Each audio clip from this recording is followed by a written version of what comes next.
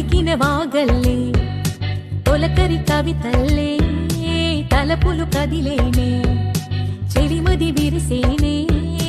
రవికుల రఘురామ అనుదినము నిన్ను